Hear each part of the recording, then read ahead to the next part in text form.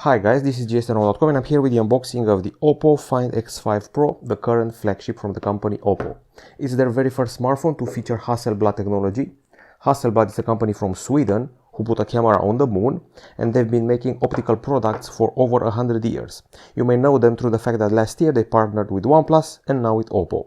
This flagship delivers the similar sloped design in the camera area like the Find X3 Pro, but with a more asymmetrical approach. It also provides a ceramic back, which is something you don't see every day nowadays, and we already did a hands-on with the device back at Mobile World Congress 2022 in Barcelona. Priced at around $1,000, this is your typical Snapdragon 8 Gen 1 flagship with a triple back camera and also with a brand new MariSilicon NPU. It's a chip made by OPPO for improved AI processing of the pictures. It has 80-watt charging, a 2K display, and all the goodies we have come to expect from a flagship in 2022. But this is an unboxing, so let's see what's inside the box.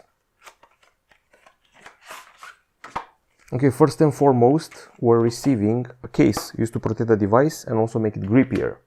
Then we have a card here, which probably bundles some special software or offer. And then the quick guide. The key used to access the nano SIM card slots. We don't have a micro SD. There's a safety guide. There's also another safety guide. And then we get to the goods. Somebody already messed up this cable, but worry not, as it's your typical, albeit a bit thicker, USB-C to USB-A cable which connects to the charger, a hefty one. It's hefty for a good reason. It offers 80-watt super VOOC charging and has a USB-A connector. And finally, I didn't expect this one, an adapter from USB-C to USB-A. I'm guessing, from what I've seen before, I did hundreds of unboxings, that this one will be useful to transfer the data from an older phone to the new one. Well, that's about it. That's everything inside the box. Let's talk about the phone. Okay, so first things first, the design is the first one. We got Gorilla Glass Victus at the front side, and the back side can either be covered with ceramic or sort of eco-friendly leather. That's another version. We have an aluminum frame here, and the device feels a bit heavy at 218 grams. The thickness isn't bad at 8.5 millimeters. And also one piece of good news is that this handset has IP68 protection, so protected against dust and water. It's very glossy and quite fingerprinty and greasy, so you may want to use the case. Also, it's a bit slippery, and I observed that aside from having curves on the sides, at the front and the back, it also has curves at the corners of the body. Now, the colors it's available in are black and white for the ceramic version and blue for the eco leather one. Once again, a sloped camera area, which is something you don't see every day. It's a bit of a trademark for OPPO these days. And the flat camera module helps it sit better on a flat surface without that silly juttering. Okay, now I think it's time to discuss the screen. This one here is your typical 6.7-inch AMOLED LTPO2, of course, to consume less power by dropping down to 1 Hz or getting up to 120 Hz. It has all the bells and whistles. I'm talking about your HDR10+, your 1 billion colors, your 2K resolution, and what else is there?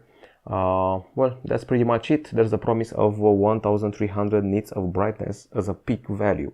Now, the processor we have inside here, I already mentioned it to you. It's the Snapdragon 8 Gen 1. It's made by Samsung in Samsung's factories, based on their 4nm process. And there's also a version in China of this phone, which comes with a Dimensity 9000 processor made by MediaTek. That one has ray tracing. This one doesn't. Now, let's see what we're dealing with in the RAM department. So we have here 12 gigs of RAM. And this is LPDDR5 RAM, accompanied by 256 GB of storage, UFS 3.1, and no micro SD. This heavy device, as I mentioned before, over 200 grams, has that heaviness justified. It's justified by the large battery. It's a 5000 mAh unit with 80-watt wired charging, and also the promise of 50-watt wireless charging.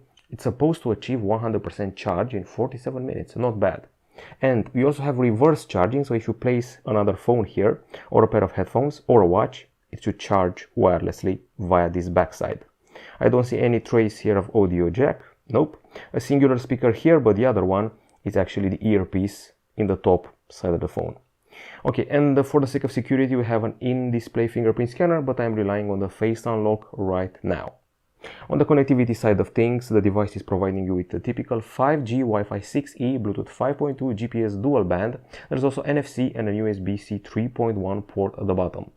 Now that whole MariSilicon thing, well, we've got it here, and let's see what it's all about. There's also a mention of it here. Let's see about device. Okay, so dual chip imaging system. Aside from the Snapdragon 8 Gen 1 and all of its processing goodness, we have the MariSilicon Image X chip. It's a 6 nanometer chip which offers 20-bit ultra processing for your images in real time. There's a promise of raw capture at 20 bits, which is basically crazy. There's also raw real-time processing and enhanced RGBW Pro mode plus 4K AI night video and a lot of other processes. You should remember that there are 18 trillion operations per second. That's what the NPU is capable of. NPU is a neural processing unit, so it handles everything related to AI and the video processing and photo processing tasks. Now, if you want to get into the hardware, on the front side here, we have a punch hole for a selfie camera, which is a 32 megapixel shooter. It sticks to Full HD resolution for videos, but at least it has a special steady stabilization. At the back side, there are 3 cameras here, 2 of them being bigger, as you can see by the lenses. There is the main 50 megapixel camera with a Sony IMX766 sensor. It has all pixel autofocus, so it has omnidirectional autofocus. It also has a real glass cover here to reduce color aberrations by 77%, f1.7 aperture, and 5-axis stabilization. 3 axes are delivered by sensor shift, so the sensor moves around. 2 axes delivered by the lens shift, so the lens will slightly move around. Then we have the telephoto 13 megapixel camera with, I would say, less than expected 2x optical zoom. I expected more, to be honest. And the 50 megapixel ultrawide camera, which also has autofocus and macro, and it has the same Sony sensor as the main one. This one has multi-directional PDAF, which is something you don't see every day on an ultrawide camera. Finally, the LED flash is also here, and I also see another sensor here, which is most likely for the color calibration. Then you can see the logo here with the Hasselblad calibration, which is delivered via a Pro mode in the camera app. Okay, so back to the camera interface. Let's see what else we're getting here. In the more department, you have our panorama, time-lapse, stickers, high resolution, which is the, well, using the full 50 megapixel sensor resolution, slow-mo, dual view video, X-Pan, which is a mode inspired by Hasselblad. You can take sort of negative shots of your captures in black and white, beautiful black and white, and a wider aspect. You've seen that on the OnePlus 10 Pro. This is the Hasselblad Pro mode, where you can do your tweaks here: white balance, focus, exposure, shutter, ISO, and extra modes here. A RAW Plus is supposed to deliver that 20-bit action, and you can do so much more from here. Now, aside from that, long exposure, movie and text scanner. There's your portrait mode. There's the photo mode with an AI to help you with scene enhancement. And here, if you go to the settings, you're going to notice that we have 10-bit color capture and the HEIF, which basically makes the photos occupy less storage space in a format which involves you spending about $1 for a special codec on Windows. This is the video section. It also is aided by the AI highlight video, and we have 2 stabilization modes: Ultra Steady Pro and Ultra Steady, with the Pro one involving the ultra wide camera. And finally, the night mode, which also has a special tripod mode.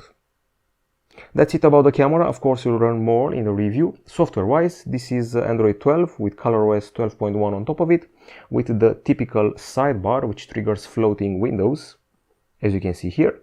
This helps with your multitasking. We have the news feed here, and you also have the gestures, which I'm using right now in order to trigger the recents and so much more. This is the drop-down section with the quick settings and such. And let's see what else. We have an app drawer, but you can deactivate it if you want to. And we have the phone manager here, which optimizes your resources. And gamers will be happy to see that we have a game section with quite a few options, including a special side game toolkit with 3 performance modes. Speaking of which, if you go to the battery, you have here advanced settings and a special high performance modes, which increases benchmark results in Antutu by about 100k points or 50k points, so definitely matters, but also increases the temperature of the phone. Okay, so I think this is about it. I would have to say that the phone feels a bit heavier than expected at 218 grams. It has a beautiful looking backside and beautiful looking camera area. It delivers with that AI. I noticed that some captures, which took a longer while on other phones, are made faster here thanks to the whole extra chip made by OPPO. And that's about it. More will be in the review. It feels like a sort of better OnePlus 10 Pro. In some regards, that's the vibe I'm getting from it. We'll be back with a full review pretty soon here at jsno.com. That's it from us. Goodbye.